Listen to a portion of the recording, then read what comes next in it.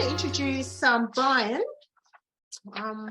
So welcome back, Brian. He did a talk with us last year as well, so thank you. So Brian Laythe is the founder and director of the Institute for the Study of Religious and Anomalous Experience, the I.S.R.A.E, and Managing Partner of Iudicium, a forensic psychology consultancy. He obtained his master's and doctorate degrees in experimental psychology from the University of New Hampshire. Laythe is also lead author of Ghosted, Exploring the Haunted Reality of Paranormal Encounters, and co-host of the new practical parapsychology show on the Niagara TV and radio network. So Brian will be talking to us about the next gen study of ghostly episodes. So welcome, Brian. Thank you very much. Assuming everybody can hear me because I'm wearing this fancy headset now from doing podcast shows and stuff. Let me share my screen and we can get rolling on this. Right. Bam. Okay, can everybody see this? See the presentation? Yes. Okay, so obviously I am not Jim Horan, so I apologize. You're welcome to pretend I'm him if you want, but that will probably be somewhat disappointing. But Jim was nice enough at least to put this nice photo of me in a graveyard from back in the day, so that was kind of a nice touch. So let's have, we're going to be telling a bit of a story today. Because really what we're doing is kind of summarizing our research over a 5-year period, which ended up being over 25 peer-reviewed articles. And, you know, kind of the impetus of this was that, of course, Jim published a series of essays in 2001 looking at hauntings and poltergeists from a, you know, kind of a neutral perspective. It had believers, it had skeptics, and a lot of commentary about kind of what was the state of the art at the time of hauntings and poltergeists. So, you know, when 20 years came around, the question was, should we take another stab at this? And, you know, let's see what's been done with regards to hauntings and poltergeist research, but, you know, also what needs to be done. And so what we ended up doing was, you know, basically gathering together an international team. And that international team was a variety of researchers who had various kind of belief assumptions about the paranormal. I always openly advocate that I'm a believer, right? That's just my background. It's what I am. But, you know, we also had very strong skeptics that worked with us over 5 years, and people somewhere in between. You know, the idea was that, you know, ideologically diverse authors would kind of help us be honest about, you know, basically doing, well, focusing more on the data and the model as opposed to the interpretation of the model. And, you know, one of the points or one of the major themes you're going to see as I talk today about, you know, the book and the research is that interactionism is a very, very dear to our heart psychological premise. You know, there is loads of social science research, you know, so much that it might fill a room, that has made a very, very strong data, philosophical, logical, and historical case that there is what we observe, and then there is also our interpretation of what we observe. And, you know, unfortunately, sometimes we even see this in science where there are a bunch of assumptions ideologically or theologically that magically get applied to the findings, right? And part of our goal in doing this book was being very honest that there is an interaction going on when we're dealing with not only hauntings and poltergeists, but frankly, all of our interactions in the world around us. There's certainly nothing controversial either in mainstream science or in parapsychology saying that beliefs and culture and even the state of our body plays a role in how we interpret various types of phenomena, right? So as we kind of go through this model together, you're going to see that keeps playing a role. We have an implicit understanding from the data that there is, our cultural belief background influences, there are psychological trait influences, and, there's even, the physical variables in the environment and in ourselves that are all going to play a role when we're trying to make sense and develop models for hauntings. So the result of 5 years was my blatant book pitch that you can see before us, Ghosted, which is a full, basically a layperson report, or hopefully easy to read by the layperson, summary of all of this research, where we looked at sociocultural variables, we looked at psychological variables, and of course physical and environmental variables in terms of trying to create a good model for accurately predicting and better understanding how and why hauntings occur. As I said before, it was a participatory team science approach. It was international, neither US or UK centric. We had people with different, PhDs and different backgrounds, and of course, inclusive in terms of our ideology. And most importantly, again, because of this recognition that our beliefs very often can shape the way we look at data, we wanted to focus on the actual science, relationships, and data in hopes of building a model, right? A good predictive model that would, give us some reliable results in a variety of domains. And here, of course, you can see our other co-authors, Ciaran O'Keefe, Kent Drinkwater, Neil Dagnall.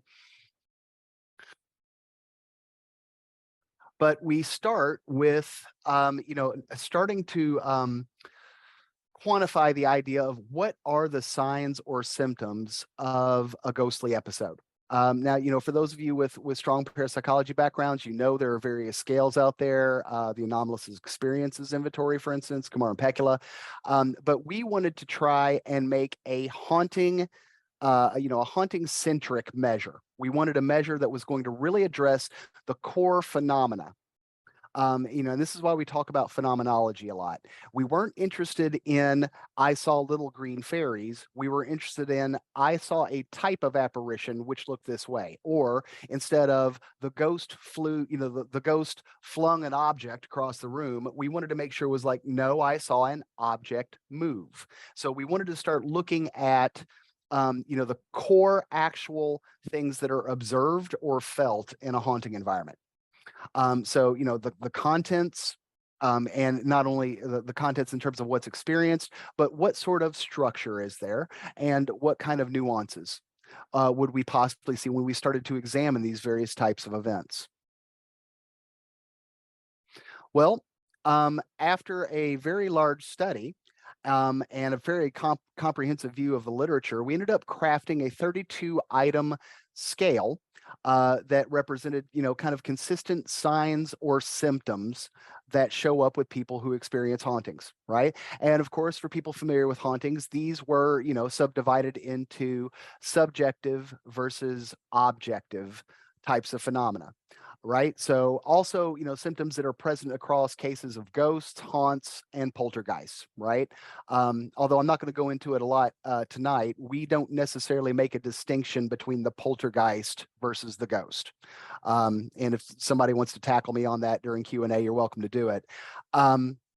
But, obviously, if you guys have any backgrounds in hauntings, you have your subjective or psychological experiences, whether that could be a sense of smell or whether you feel like a sensed presence is in the room, right? Notably, subjective events are internal to the person. And if I'm going to be, kind of a hard nose about it, very, very difficult to psychologically examine, right? Or empirically examine, because they are things happening within the person's five senses. Which, of course, one of the great philosophical conundrums is without language, none of us can actually know what's going on in each side in each other's heads because we're trapped by those five senses, or a sixth sense. Let's also add that sixth sense, right?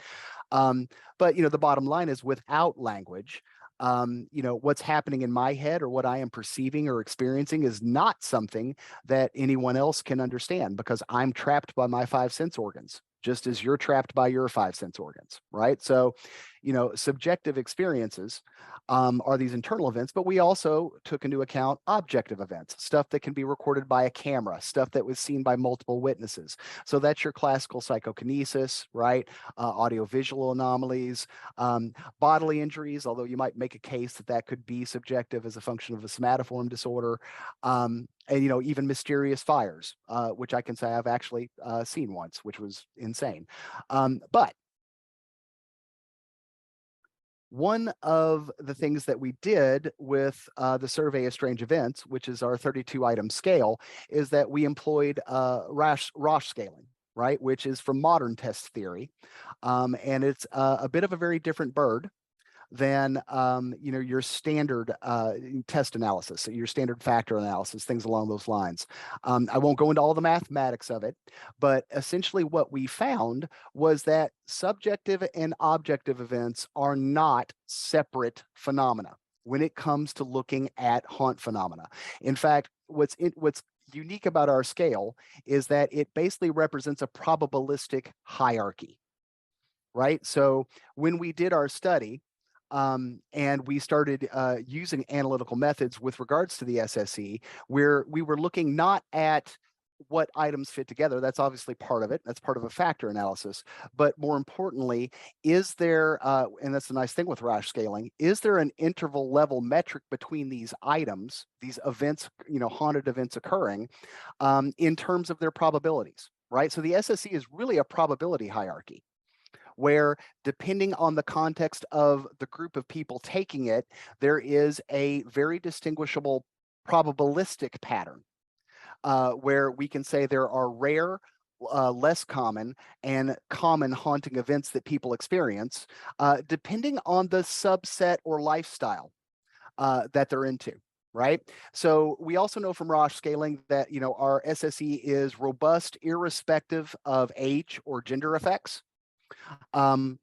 Which also is basically across multiple kind of backgrounds, such as, we did our primary analysis on what you would call spontaneous accounts, so people that weren't expecting paranormal phenomena to occur. But we also looked at lifestyle, a group of people that, regularly go to haunting tours or investigate. And we even had illicit people create false reports of hauntings. So we could actually do comparisons across these groups to see how items shifted. But interestingly enough, regardless of whether someone is playing make 'em up, whether they're a lifestyle person, so they're active in haunts and investigations, or it's spontaneous, S&O events do not separate into two factors.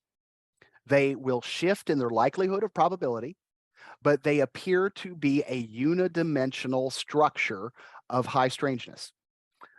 So, by the best math we can come up with, the SSE is showing us that there is a backbone of high strangeness, and that both subjective and objective events have differing probabilities and will show up in different orders, depending on the background of the group that you are testing.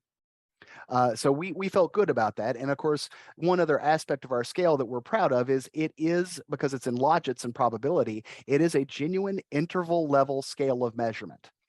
This is the same sort of analysis procedure that people at the SAT and GRE use to ensure that, a score is actually a legitimate score in comparison to a person's ability. Well, in this case, with the SSE, we're looking at whatever trait features predict the likelihood, right, of experiencing an event, and it's being set to, right, higher people's ability to experience haunts are associated with rare events. Right, so it's very much structured like a GRE exam would be in terms of its probabilities. So, well, and evidently I already went over all that because I forgot my next scale, so we can skip that, or my next slide, so we can skip that. But I would again emphasize that from all of the evidence that we've collected so far, separating S events from O events is probably not accurate. And again, even when you deal with people from different backgrounds and experiences with hauntings, to beat a dead horse, we still end up with a unidimensional probabilistic structure for the core phenomena that people interpret as haunting. So, one of our second points, right? So our first step was, well, let's get a good scale going so we can accurately measure various types of haunt experience in the real world. But then we had to tackle some of this interactionist issue and ask ourselves, what role do sociocultural influences play with regards to hauntings and poltergeists, right? So we know that, very simply because we're talking about interactionism, that people, when they report a haunting, are interacting in an environment, in a place. And yes, there may be core phenomena, right, that are occurring, but those phenomena subsequently get interpreted into a narrative that we define as a haunting, a spiritual intrusion, right? One of the key points here is understanding that hauntings don't necessarily, I mean, they do exist. I've certainly captured phenomena when I'm not around under laboratory grade conditions. But when we're talking about haunt narratives and haunting experiences, people are not passive witnesses to this. They are applying their belief systems. They are applying their previous experience. They are applying their sociocultural background into making sense of the strangeness that is happening to them, right? So as such, and I want to make it clear, I'm not degrading the haunting experience as not veridical. I want to make that very clear. I'm not saying they're not real. What I am saying is that our interpretation and our culture is playing a major process in this. We are not simply witnesses. Ghostly episodes and ghost stories and ongoing hauntings are narrative constructions, right? And a wide body of literature to support that. Right? The interpret, well, I don't need that picture. So, right. So one of the things we did was introduce something called the VAPIS model, right? So we did two very large scoping reviews looking at the role of ghost stories in culture over time. And over that, we came up with, at a broad sociocultural level, right, kind of 5 factors that essentially kind of hallmark the ghostly episode, right? And the first one is versatility, right? Ghost stories have this flexibility to represent a cross section of moods, locations, or themes, right? We've seen in Netflix over the last several years stories that are essentially, love stories integrated into a haunting. We've all heard ghost stories that are basically, cautionary tales of, if you do this, right, bad things are going to happen. And moving to real life, right? How many of you guys have heard the deadly Ouija board story? Oh, did you dabble with a Ouija board? If you dabbled with a Ouija board, devil's going to come, your child's going to get possessed, you're going to lose your house. You may have to do a double mortgage, right? It's also important to note that, ghost stories have adaptability. As society changes, the stories change, right? The themes change. The moral message underneath ghost stories change. They are participatory. Whether you're a believer or a skeptic, they invite interaction. People come running to be involved in these. They are universal, right? Everybody has an interest in them, whether they're trying to debunk them or be involved with them, or they're afraid with them, or just run away with them, right? And finally, we found this 5th theme of scalability, right? Ghost stories engage with people collectively and individually, and they are contagious. These stories spread. They become famous. And if you really need a proof of that, just look at the amount of money various production companies and streaming companies have done to buy up legitimate ghost stories. Or if you guys are familiar with the Hell House in Gary, Indiana, the one that Ghost Adventurers claimed was possessed. Somebody actually bought up the rights to that story, and so now the people involved with it won't talk. Supposedly Netflix is going to be making a movie out of it. Now, granted, I'm also bringing up here kind of monetary opportunity, but our point is recognizing that while there are these obvious core signs and symptoms of hauntings, they're also a very popular meme in society, and that these stories spread and engage with people. So we're seeing this broad sociological interaction, as well as this individual interactionist effect with the person's belief trying to make sense of this anomalous phenomena.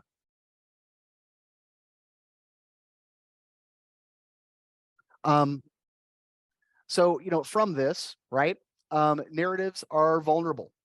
contents or degrees of conviction can be influenced during their formation. So what we're saying here is that as ghost stories are spread, they are prone to group peer pressure and contagion effects.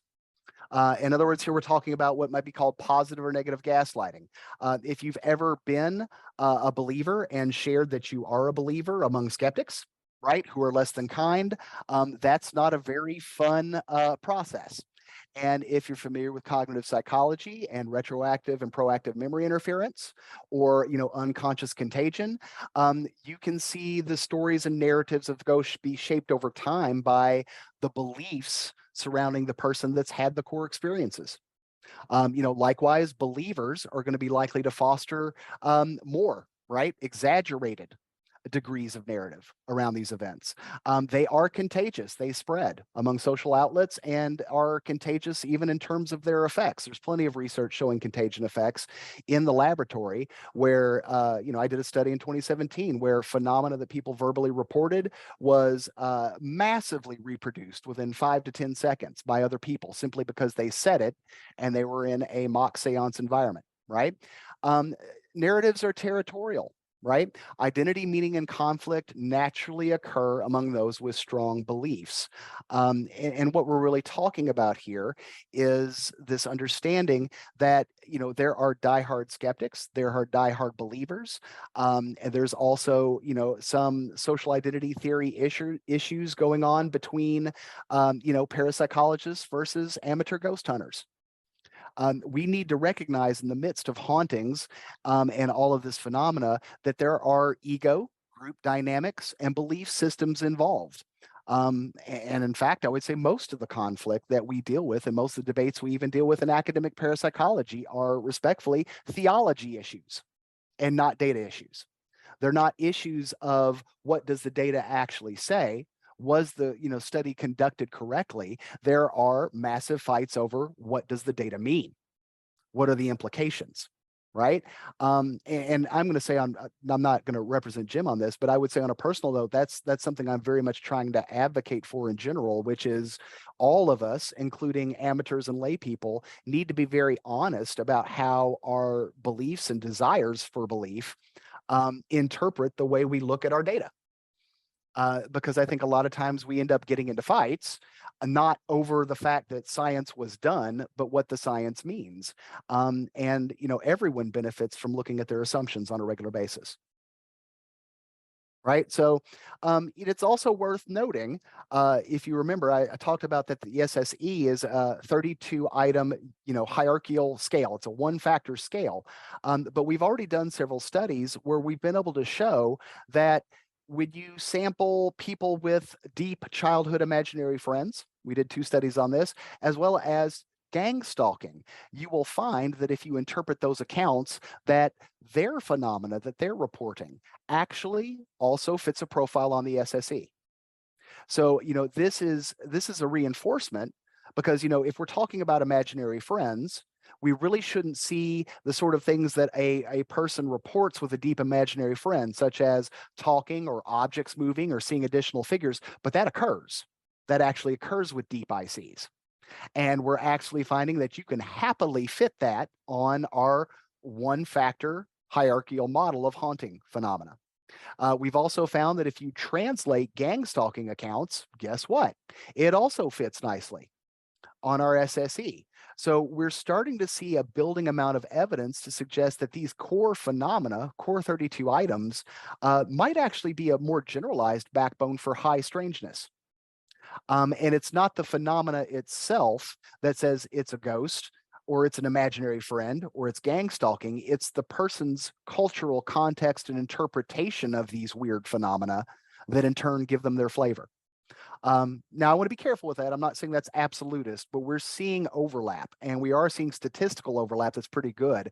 You can use the I.S.R.A.E. to code these events, and it is effective and it does work. So, psychological influences, right? So that's our third piece of the puzzle. Why do some people have experiences and others do not? And I heard some conversation from John's talk that kind of leads into this, right? One of the important points we wanted to do was look at what actual trait variables best predict haunting experience, right? So not just paranormal belief, but what is it, what is it that actually predicts people having these experiences? And so in a more recent study, although I did a smaller version of this in 2012, we took a large sample, randomly split them in two, and we gave them anxiety and depression issues. I'm sorry, anxiety and depression. We gave them anxiety and depression issues. We messed those people up. Anxiety and depression scales, vulnerability, intellect scales, paranormal belief, the RASH scaled one with New Age philosophy and traditional paranormal beliefs, locus of control measures, fear of the paranormal, rational engagement, experiential ability, experiential engagement, and transliminality. And what we found from that study was that there were basically only two real predictive factors in regression that predicted haunting events. The subset of New Age philosophy or of paranormal beliefs. So essentially, to what extent do you believe paranormal phenomena can occur? But that was a secondary predictor. Our strongest predictor by far was transliminality. All of the other trait, experiential ability or intellectual processing variables were not significant predictors at all. General traits weren't, vulnerability wasn't, locus of control wasn't. It was just transliminality, this thin boundary structure, in conjunction with the belief that paranormal phenomena could occur. That was the largest predictor of having these experiences, right? So point three. So if we know that transliminality and paranormal belief are the primary predictors of having haunting experience, what are the physical factors, right? What are basically what is the role that physical buildings play, right? And this ties in nicely to John's talk about sacred spaces. Except I want to make a distinction here because, John is talking about, places possibly absorbing energy. Whereas our approach to this one was, let's look at the standard mainstream science explanations for this stuff. How do they stack up? Right? We know that, in mainstream literature and biomedical literature, that there's things like sick building syndrome, mass psychogenic illness. There is the evolutionary nature of creepiness, the degree to which we place meaning in buildings, and also what we call gestalt, right? Gestalt features of an environment, which is something that we're working on. But there is actually, right, and we actually did a scoping literature review of all of the mainstream data, looking at infrasound, electromagnetic fields, temperature, air quality, lighting levels, as well as some embedded cues, right? So this was kind of a, let's see what the skeptics have come up with in terms of explanations. And we ended up publishing this in Frontiers. But one of the, core findings we found is that, for instance, infrasound, inconsistent findings and very few of it. Lighting levels, little to no direct research done. Air quality, theorized, but not a whole lot of evidence there. In fact, I was kind of, as a believer, shocked that there wasn't more of this. But one of our core findings from the Frontiers model was that environmental effects, physical environmental effects, have simply not been studied sufficiently for anybody to make any sort of mainstream claim reliably about hauntings and poltergeists. It's just, where there is a body of research, it can be inconsistent. I would note, obviously, with a nod of the hat to Persinger, right, that I do think that the sense presence is a real effect. But notably, if you look in the literature, you got to have a very specific frequency to the temporal lobes for that to occur. It has to be patterned and it has to be consistent over a period of time. And I believe his own work indicated maybe 4% of locations might even carry that sort of effect. So, again, mainstream quick physics answers to hauntings, although I have to say personally, well, no, my colleagues would agree with me. Hallucination is a horrible mainstream explanation for hauntings. And if you want my opinion on that, you can ask me after the presentation. But basically, when we look at physical effects for explaining hauntings, there's not a lot there. There needs to be a whole lot more work done if we're going to find any kind of variance explained in the haunting environment by these sort of known physics effects. So, again, it's in its infancy. So there needs to be more designs to study and collect environmental data. Of course, we have developed MESA-3 as a data logger for phone sensors, if anybody's interested in that and doing studies. We definitely need more consistent and precise measurements of variables. We may need to look at individual differences in people's sensitivity to the environment, and their attitudes and influences in the interpretation of environmental stimuli. So what I might say there really is more of an examination of their transliminal tendencies in relation to these sort of physical effects. And we are currently working on standardizing measures for the Gestalt influences, right? So kind of the overall aspect or feelsies of a location. In terms of hopefully being able to create a standardized measure that people can use to kind of maybe suss out some of the mainstream physical differences that we see in a location, notably different from what Kruth is theorizing, which I wouldn't necessarily disagree with at all. But of course, our approach in this is let's do the kit and caboodle. Let's not take one side. Let's get the mainstream physical stuff, and now let's look at alternative hypotheses and two. Let's see what falls out of the mix. Now, notably, there is one exception to our physical variables paper, which is I've conducted 2 field studies where I've been able to show that there is a change in variability, what we would call micro expansion or micro suppression of electromagnetic fields, if you data log them in real time in association with O phenomena, like witnessing shadow people, seeing objects move. In fact, in 2019, we did a paper where 2 beach balls moved off the bedstand of a bed 11 times in about an hour and 10 minutes. And I actually had a good data logging EMF meter there, as well as control. We also, back in 2013 with Black Moon Manor, were able to associate some very clear EVP and a series of actual shadow people under very controlled conditions coming out. And we found this micro expansion or compression of electromagnetic fields in the variance, right? Not the magnitude. So in other words, the wiggle appears, at least from my research, to be where there may be a real relationship with electromagnetic fields and objective phenomena. But notably, we also did a seance study in 2017, and we were able to associate a compression or expansion of electromagnetic fields with when people reported subjective phenomena. So whether it is just, it looks like from at least the research I've done so far, and I'm hoping someone wants to replicate it at some point. I know Stanley Coren is looking at some of the findings independently. But we're seeing across 3 studies that whether it's a subjective event or an objective event, if you're using data logging, and you look at the variability of EMF, either right before or during the event itself, you're going to find a correlation in time. Notably, I would say from this that magnitude readings of EMF are relatively pointless. Because so far, I've collected a lot of data sets over the years. So far, I'm not necessarily seeing abnormal magnitude, right? In other words, the strength of EMF overall in locations, but that variability seems to be where the magic is. And I'll be happy if somebody can debunk it. I just want to see somebody besides me doing it. So,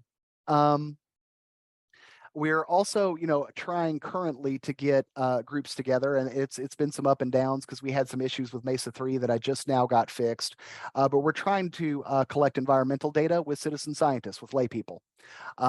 Making sure that we're using appropriate ethics and investigation protocols, and trying to get groups to go out there. I am working with another researcher right now who is working on getting an I.R.A.E. approved for us to use about 60 students to, John, if you're still listening, actually take readings of graveyards as a sacred space.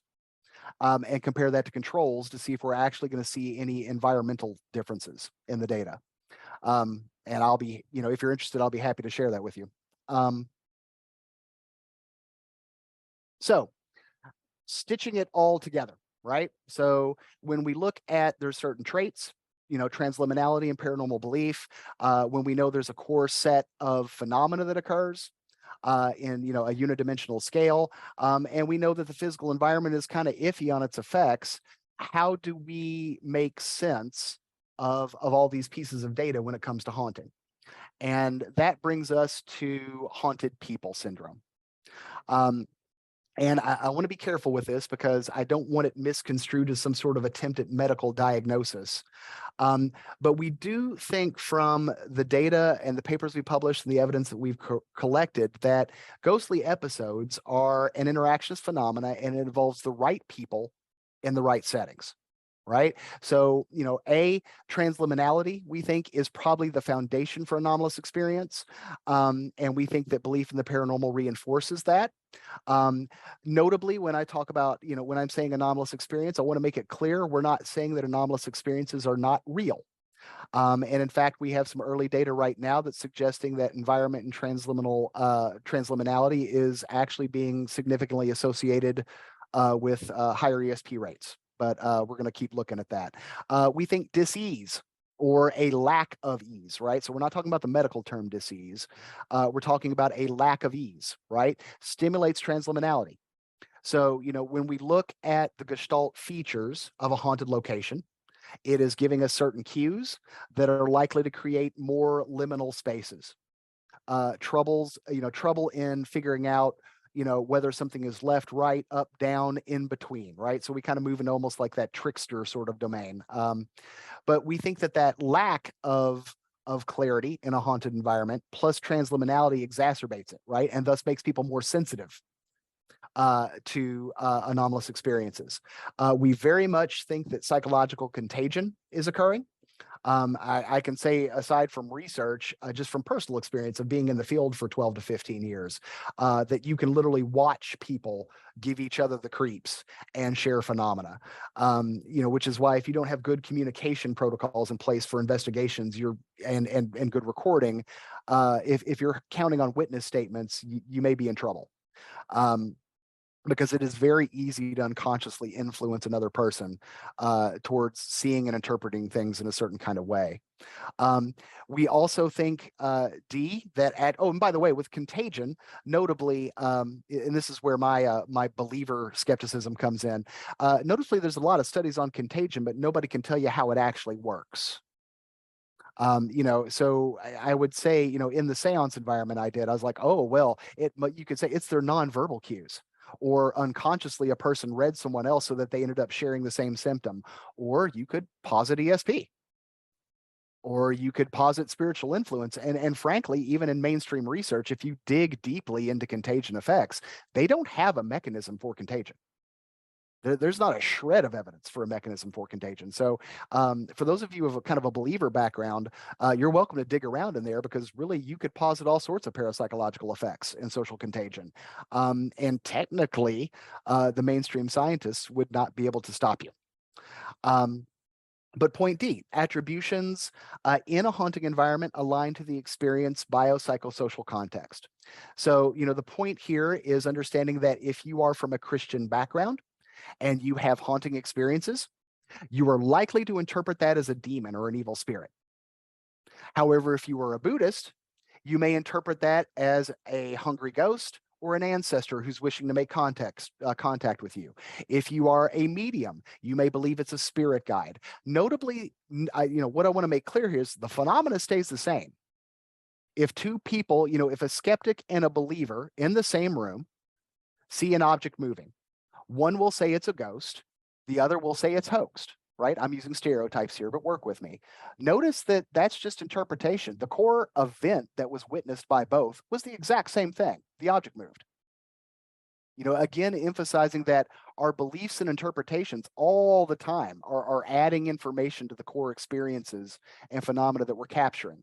And then our last component of HPS is that anxiety is going to rise and distress is going to rise as the type of phenomena, the closeness of it, and the expectedness of it, right, change.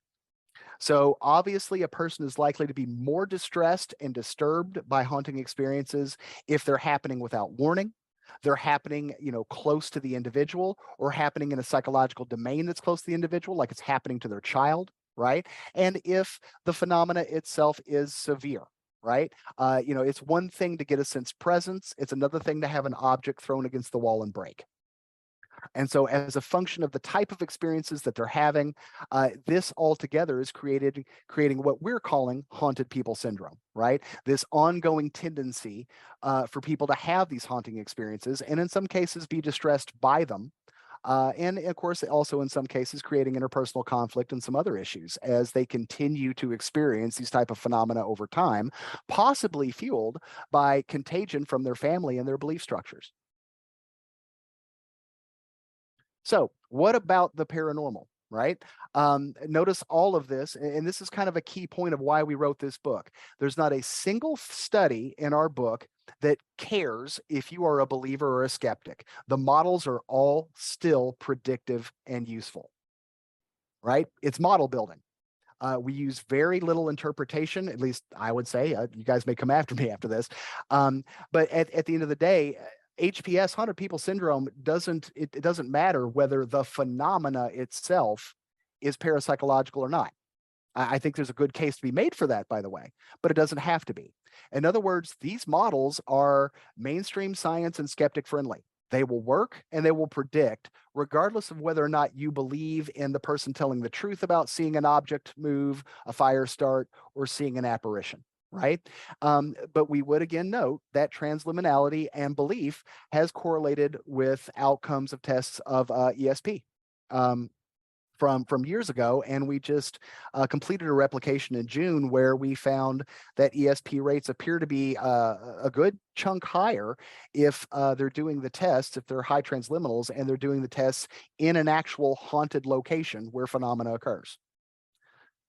Right, but again, none of these models and none of what I've presented tonight requires you to believe in paranormal phenomena, and it doesn't require you to disbelieve in paranormal phenomena. These predictors remain, decent modelers for the effects. So, closing notes. We are currently working on an ongoing podcast called Practical Parapsychology. What we're trying to do there is bring some of the research scientists to the lay people, to ghost hunting groups, right?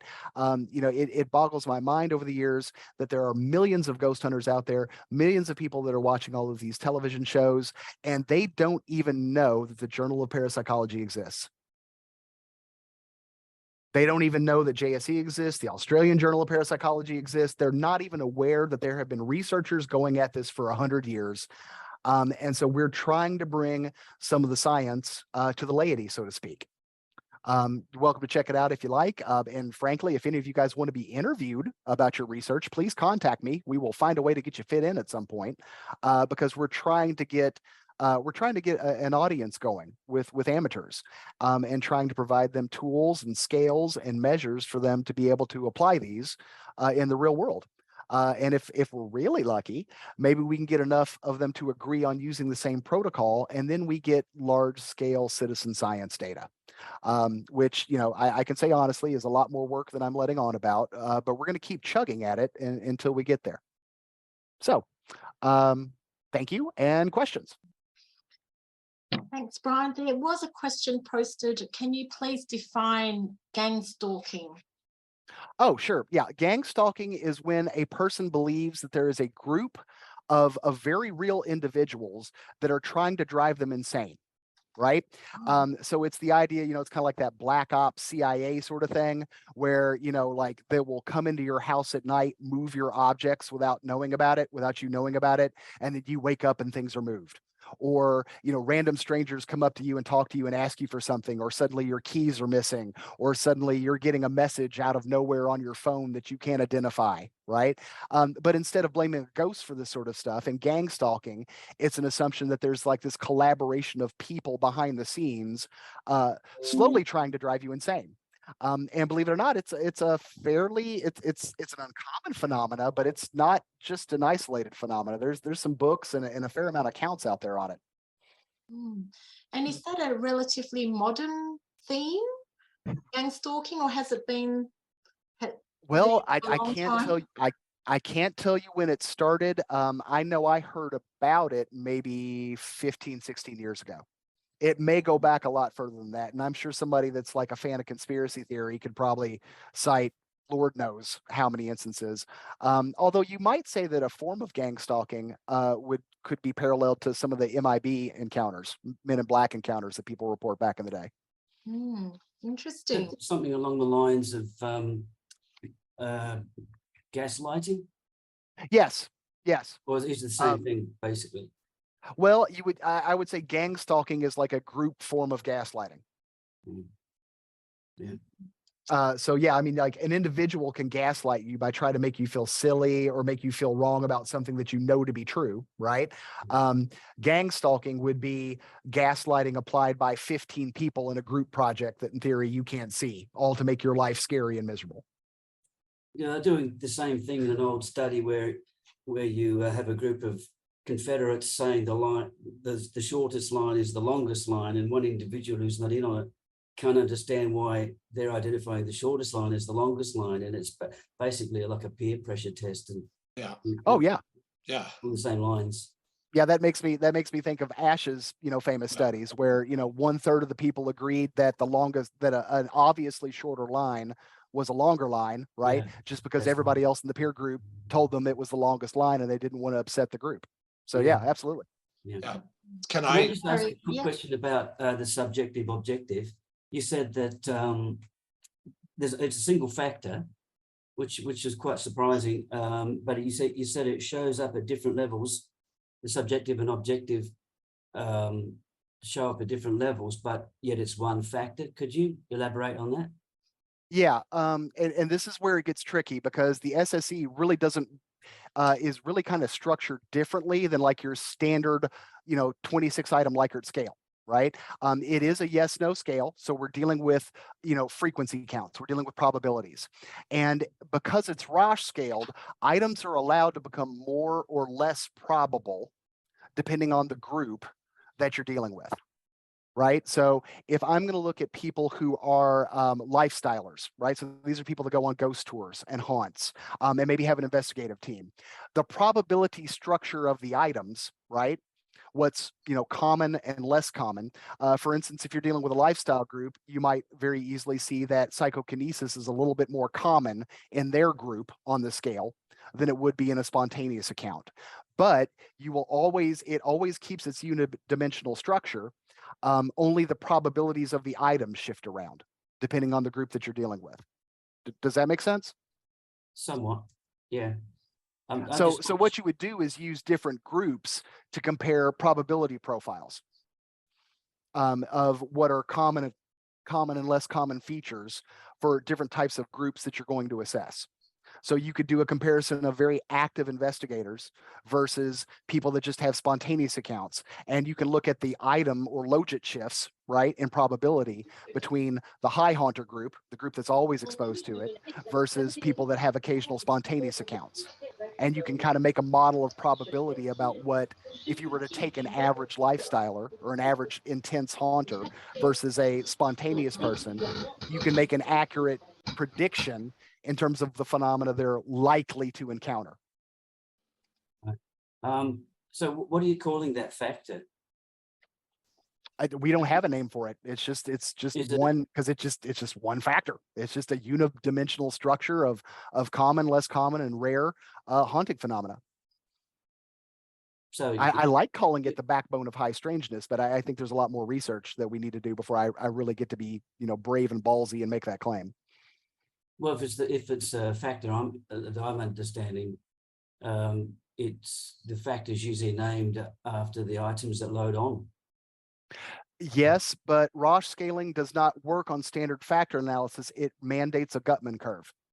So basically, it requires a 50% to 50% ratio of probability to trait that would predict that ability, which is why SAT tests are so different, right? If you've taken a modern version of that test, it'll ask you a few questions, and those first few questions are basically to gauge your initial level or ability. And then it will fine tune in on questions that match that ability that you have. And the reason it can do that is that it requires that all of the items in an SAT, or in our case, a haunt scale, fit a Gutman curve, fit this distribution, right? that requires the items to be basically interval level scaling and related to the inherent tradeability of the person taking the scale.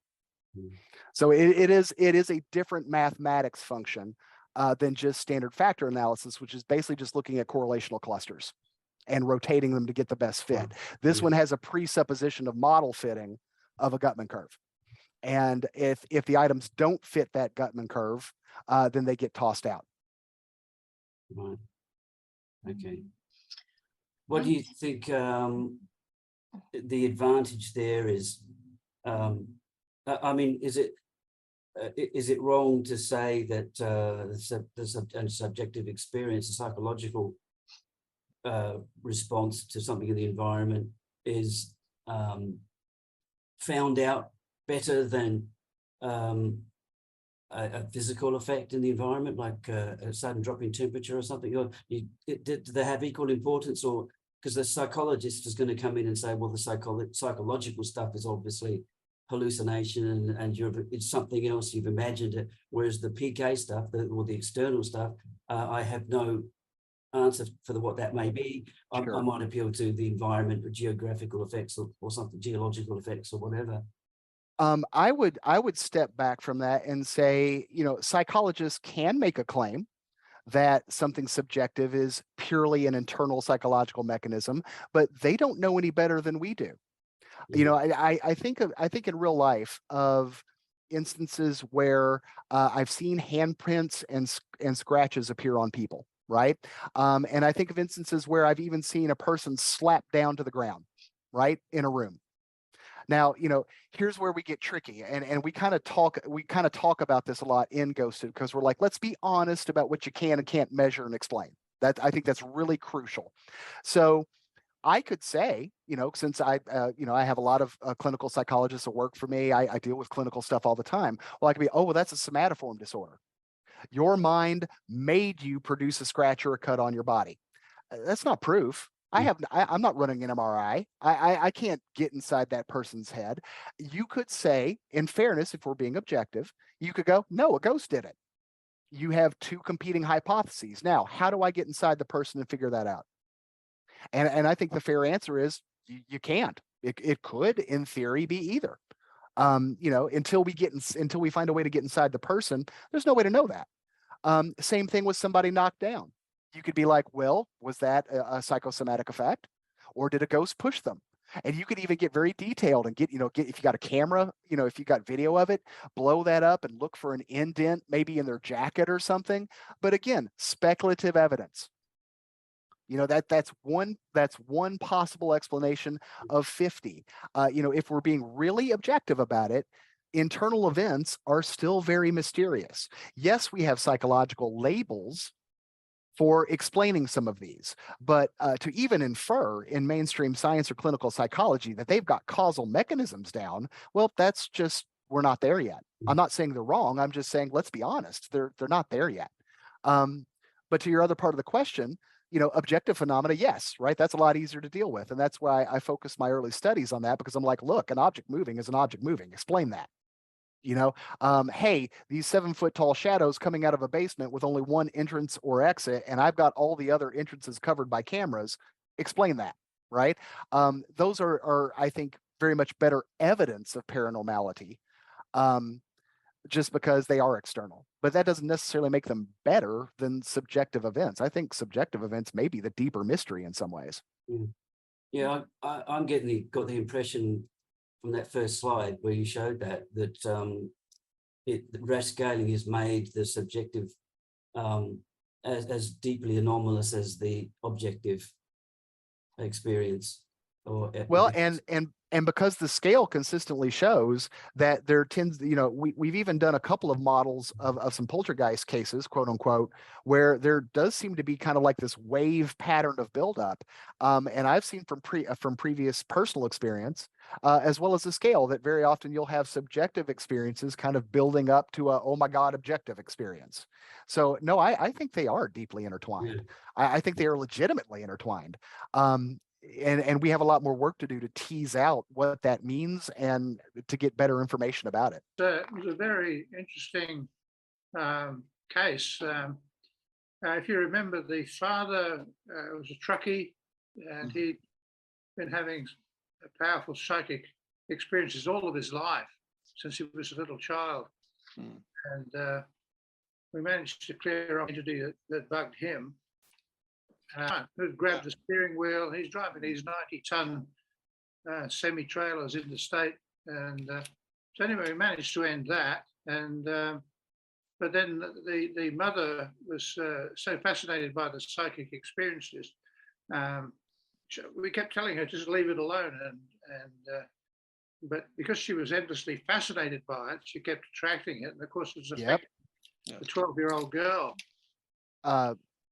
Rob, yeah, Rob and Tilly, I want to make a point because I've had several cases where I've given people meditational, meditation exercises to help them try to control mental intrusions and thoughts, right? What we could also translate to, spirit intrusion, if you prefer, right? Because mediums get a sense of that coming in, and they drop it after 3 or 4 weeks because it was working, but they liked the phenomena happening because they liked the attention it gave them. That's it. They're both frightened and fascinated by the experience. And I said to you, we were up there with a film crew. We got all this recorded.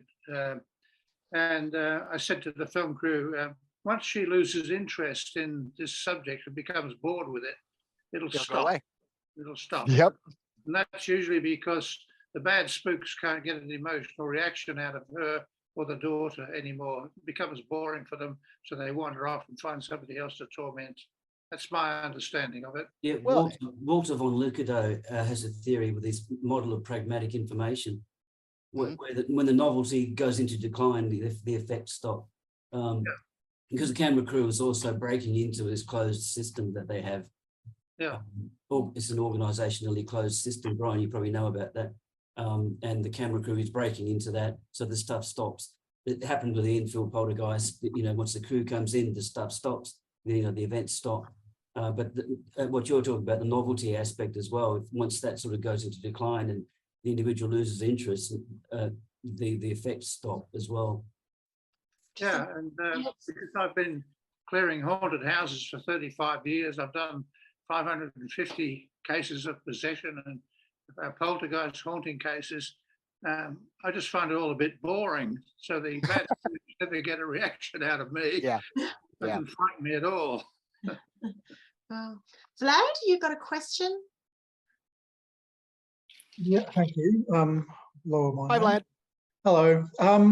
It was actually a quick question to do with, you mentioned EMF micro contractions and micro expansions during the. Yes. Yep. Can you explain that to me? How do you actually measure the variability? Okay, so you need a data logger, right? And fear not, for the last 4 years, I've been developing an application that works on Android phones called Mesa 3 that is free to download and uses your phone sensors, and then will data log EMF at 5 samples a second, and then every 5 seconds produce a distribution for you with mean, median, the amount of high and low spikes, 2 standard deviations, right? As well as the overall sample size. But before that, I had to build my own. And then before that, I had to cobble together almost a truckload of equipment to do that sort of work. But I would say, and if I'm sorry if it sounds snobby, anybody running around with a tri-field or a K2 meter is basically wasting their time. The variability, which is basically, instead of how high is the EMF, we're asking ourselves, how much is it wiggling? Right? So if you've ever held an EMF meter, you'll notice it goes up and down a little bit. And depending on the environment, it may spike up and then go down. Well, what we're seeing with haunt phenomena is that either before the event, the variability, the change in readings over time will expand, right? The wiggle will get big, or in some cases, it will go from big and it'll compress to small, significantly so.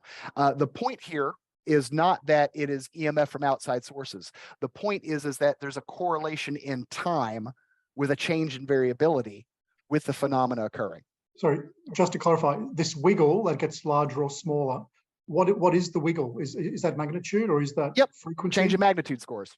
How much is the magnitude score changing, right? Think of it as a wavelength. Okay. How much is the wave shrinking or expanding over time? Okay, over time. And so again, the only way you can collect that is if you're collecting multiple samples per second over time to study that effect. Interestingly, I was doing some analysis of geomagnetic fluctuations, so magnetic storm activity, and again, there was a hint there that it wasn't so much the magnitude of activity, it wasn't the strength of the storm, it was actually the more quiet periods where something would be more likely to occur. People would report more haunting activity. Now, I do want to make it clear though, because people tend to assume that I'm worried about, well, where's the EMF coming from? No. The way I do this analysis, the anomaly is not that EMF is changing, right? EMF changes everywhere. The anomaly is that we shouldn't see specific changes occurring in sync with time, right? With this type of phenomena occurring. So it's really a correlation between EMF, the phenomena, and time, right? Not some sort of explanation about where the EMF comes from. That's irrelevant, right? There's no reason for known physics to tell us that paranormal phenomena should be correlated in time with a change in EMF. Should not happen, and yet it has multiple times in multiple studies. All right, thanks. Don, sorry. Sorry, you want one more quick question? Just wanted to mention one observation that I made. When you were talking about things following people when they move house, I've had two instances now which I find really intriguing of people reporting being haunted or being actually poltergeist activity in one case, and affecting the bedroom to such an extent that they would have to move to a different bedroom. And what they would find is that the activity would stop for 2 or 3 days. It's almost as if they couldn't find the person for 2 or 3 days, and then the activity would pick up again, and then they'd have to move once again. And I also found this with a lady who almost like that gang, I'm not sure what you call it, gang stalking, yeah, that kind of mentality where she thought the government was trying to impose thoughts in her head. It was a lot of paranoia, but she also found that it wasn't until she moved to a new house that the activity would stop for 2 or 3 days, and then it would come back. And that I just found that really intriguing, because it kind of falls into someone's idea of perhaps a extra dimensional type of interpretation of, or is it the person's simple belief that they moved sufficient or it could be to create a gap in the phenomena, whether you want to use living agent psi or intelligent entity or both. Right? To what extent are our beliefs and our expectations shaping this interaction? If you want to go down that route. Yeah, absolutely. Anyway, that's it. Thank you.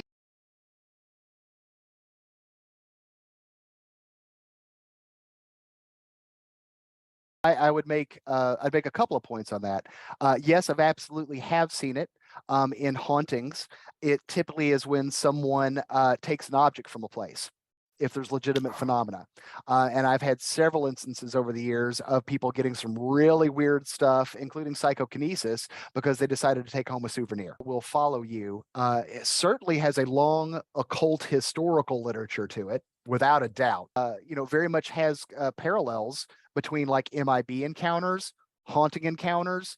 And I do know of a couple of citizen scientists right now that are trying to do some research papers on that to kind of look at its prevalence. For whatever explanation you'd like to use for it, mainstream or otherwise, it appears to be a real phenomena. It appears to be a correlation that occurs. And so I'd be very interested for people to start digging into those accounts, looking at the kind of phenomena they get, where they think the quote unquote contagion occurred, to try and get to the bottom of that. Because I think that is very much a phenomena that people have reported, particularly in the haunting world, in the investigation world. But the more I study kind of, Bigfoot phenomena, UFO phenomena, weird, alien conspiracies and that sort of stuff, which I love to learn about, right? They've got parallels in those domains too. Thank you so much, Brian. That has been very intriguing, and so much work you've put in the measurements and so many variables that we don't think about that can interact with our experiences in the paranormal. So you've got a podcast called Practical Parapsychology, and do we just go into the website and join, or? No, the website's free. We're on right now a Canadian TV and broadcast network. But episodes are being loaded up to Spotify and most of the podcast catchers. And we intend to continue this either in video format or in just podcast format for as long as we can find the free time to do it, because we want lay people to have access. So again, if any of you guys would like to come on and talk about your actual research, email me. And because we want people to know that there are scientists out there trying to kind of piece this stuff together. So if anybody's interested, please, reach out and email me, and we'll try and figure out a time to fit you in and interview you. Fantastic, thank you. And you've got a book called Ghosted, Exploring the Haunting Reality of Paranormal Encounters, if you want to know more. And the free MESA 3.0 is a free application that you can use in your paranormal investigating. Yep. And by the way, we're also creating in Google Forms, we're submitting this shortly. We've just created a standardized ESP app on a Google form. Oh, wow. That literally, if you have a Google account, we can be like, here you go, run some subjects. Or, hey, group of people that say you're haunted, fill out this transliminality scale, this paranormal belief scale, and now take this ESP scale at home so we can see if maybe you got a little bit of psychicism going on. Again, the whole goal as we do this research is to try and create tools that everybody can use that are standardized, admitting that we may not have it perfectly right. We can be wrong, but at least we're starting to get some stuff out there that people can use in the community. Thank you very much, Brian. Yeah, it's been fascinating. Thank you. Thank you.